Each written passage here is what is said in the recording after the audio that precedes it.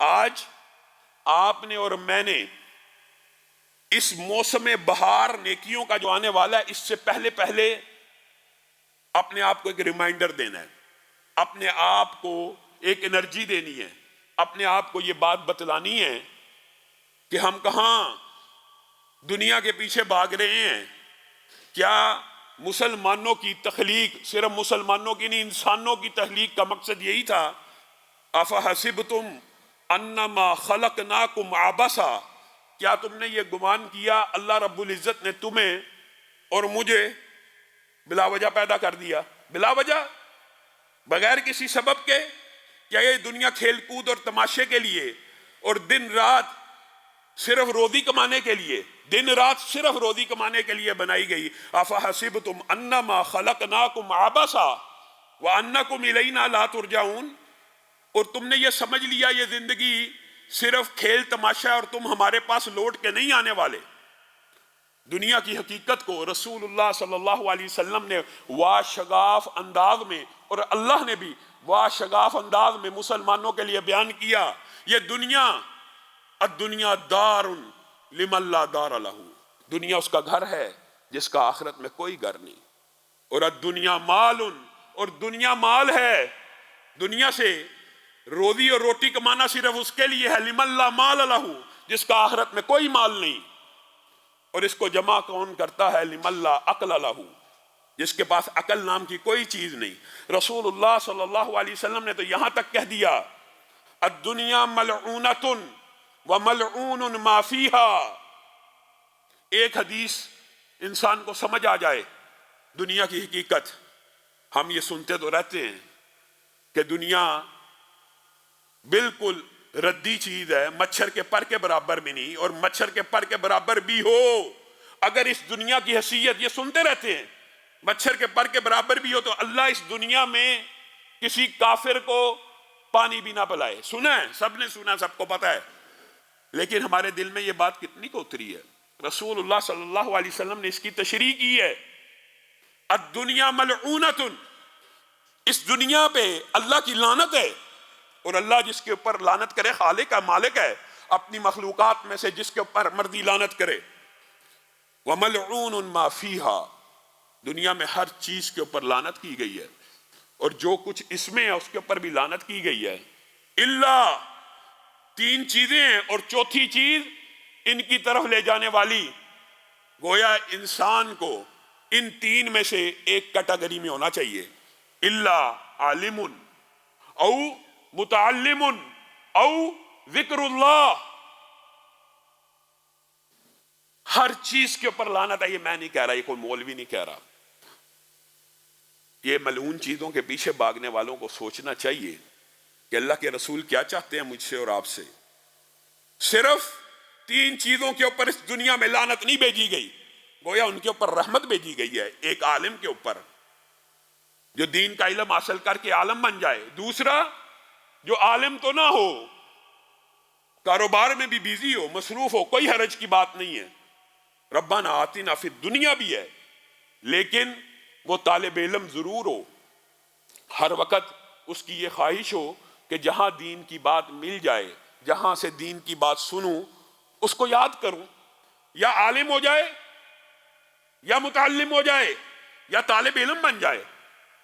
یہ دو کیٹیگریز ہیں جن کے اوپر لعنت نہیں ہے، یا ذاکر بن جائے، نہ عالم ہے نہ متعلم ہے لیکن زبان ایسی ہے، کاروبار پہ بیٹھا ہوا ہے، جب فارغ وقت ملتا ہے کہہ رہا ہے سبحان اللہ سبحان اللہ اللہ اکبر الحمدللہ۔ تیسری چیز یہ ہے کہ وہ ذکر اللہ ہو اور ذکر اللہ کرنے والا ہو۔ اور چوتھی بات رسول اللہ صلی اللہ علیہ وسلم نے وضاحت سے بیان کر دی، وہ یہ ہے جو ان تین رستوں کی طرف رستہ لے کے جا رہا ہے وہ رستہ بھی لعنت سے پاک ہے۔ مثلا آپ مسجد میں آ رہے ہیں ذکر کرنے کے لیے، اللہ کا ذکر سننے کے لیے، اللہ کی بات سننے کے لیے، رسول اللہ کی بات سننے کے لیے، گویا گھر سے نکلتے ہی حالت عبادت میں ہے۔ اور بعض حدیثیں آپ نے سنی ہوگی کہ مسجد کی طرف جانے والا، گھر سے نکلنے والا، اس کا اجر پورے کے پورے احرام باندھے ہوئے حاجی کے برابر ہے۔ گویا ذکر کے رستے پہ چلنے والا بھی لعنت سے پاک ہو گیا، علم کے رستے پہ چلنے والا بھی پاک ہو گیا، خود کو طالب علم سمجھنے والا بھی پاک ہو گیا۔ اور عالم ہونا یہ تو بڑے اعزاز اور شرف کی بات ہے، اور اللہ کرے اللہ کل قیامت کے دن ہم میں سے بعض کو علماء میں بھی اٹھائے، عالم ہو یا متعلم ہو یا ذاکر ہو یا ذکر کرنے والا ہو۔ بتائیے آپ میں سے ایک بندہ کوئی حدیث بھی نہیں جانتا، کوئی حدیث بھی نہیں جانتا، کوئی قرآن کی آیت زبانی یاد نہیں، مثال دے رہا ہوں، اللہ کا فضل ہے کہ سارے مسلمان ہیں، سورۃ فاتحہ سب کو آتی ہے، نماز پڑھتے ہیں، لیکن ایک مثالاً کہہ رہا ہوں، کیا اس کو سبحان اللہ کہنا مشکل ہے؟ کیا اس کو الحمدللہ کہنا مشکل ہے؟ کوئی مشکل نہیں ہے، یہ ہم نے مشکل بنائی ہوئی۔ تو گویا ایک عام بندہ بھی جب بھی فارغ بیٹھے اپنی زبان کو ذکر سے تر رکھے تاکہ اس لعنت سے نکل جائے جو اللہ نے اس دنیا کے اوپر اور دنیا کی ہر چیز کے اوپر ڈالی ہوئی ہے۔ افحسبتم انما خلقناکم عبثا، کیا تم نے گمان کر لیا ہے کہ تمہیں بلا سبب پیدا کیا گیا ہے؟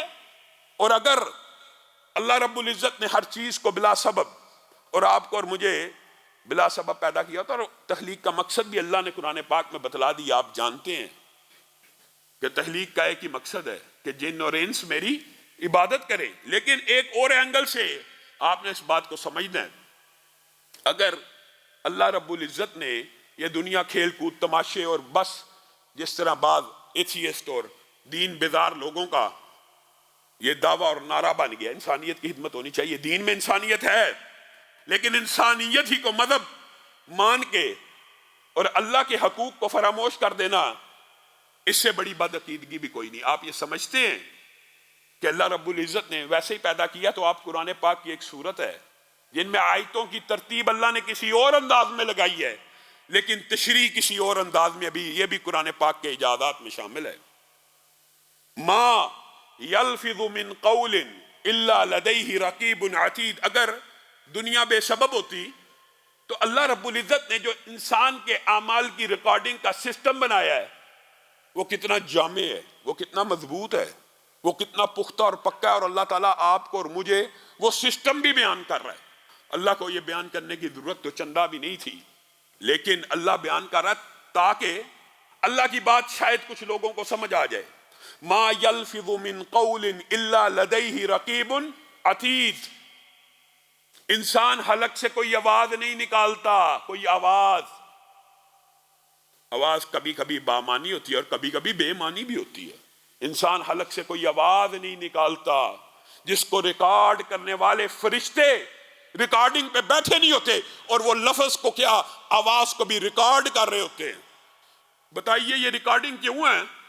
اگر آپ کے اور میرے اعمال پیش ہی نہیں ہونے تو میرے اور آپ کے اعمال کی یہ ریکارڈنگ کے جو حلق سے آواز نکل رہی ہے، اللہ کہہ رہا ہے میں ریکارڈ کر رہا ہوں۔ قرآن پاک میں یہ ترتیب اور انداز میں ہے اور اس کی تشریح اس انداز میں ہے۔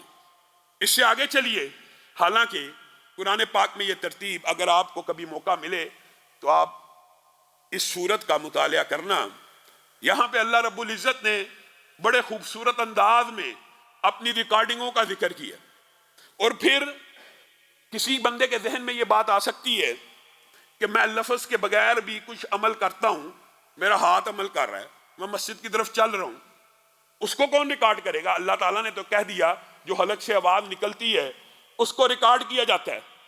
اللہ رب العزت نے بھی کوئی اشکال نہیں چھوڑا بندے کے دماغ کے لیے۔ اذ یتلقی المتلقیان عن الیمین وعن الشمال، تو کوئی بھی عمل کر لے، چاہے وہ زبانی ہو چاہے وہ بدنی ہو، کون سا ایسا عمل ہے جو دائیں اور بائیں والے فرشتے کی نظر سے اوجھل ہو جائے؟ اور پھر کسی بندے کے ذہن میں یہ خیال آ سکتا ہے کہ دائیں اور بائیں والے کی نظر سے کچھ اعمال اوجھل ہو سکتے ہیں۔ کیسے؟ ایک بندہ یہ سوچ سکتا ہے کہ میرے دل میں نیکی کا خیال آ رہا ہے، میرے دل میں نیکی کا خیال آ رہا ہے، اور حدیث موجود ہے کہ نیکی کا خیال بھی نیکی ہے۔ اب نیکی کا خیال یہ دائیں اور بائیں والے کیسے لکھ رہے ہوں گے، کیسے ریکارڈ ہوگی؟ یہ جو اللہ رب العزت نے قرآن پاک میں کہہ دیا فَمَن يَعْمَلْ مِثْقَالَ ذَرَّةٍ خَيْرًا يَرَى، ذرہ برابر نیکی بھی ہوگی، دیکھی جائے گی اور دکھائی جائے گی۔ یہ جو نیکی کا خیال آیا یہ تو دائیں بائیں سے ریکارڈ نہیں ہو سکتا، یہ میرے منہ سے نہیں نکلا. تو اللہ رب العزت نے اس اشکال کو بھی غلط ثابت کر دیا، اور میں اور آپ اس دھوکے میں ہیں کہ اللہ تعالیٰ نے دنیا بلا سبب بنائی ہے. وَنَعْلَمُ مَا تُوَسْوِسُ بِهِ نَفْسُ، تمہارا رب وہ ہے جو تمہارے دلوں میں اٹھنے والے نیکی کے خیالات کو بھی کل قیامت کے دن کے لیے ریکارڈ کر رہا ہے.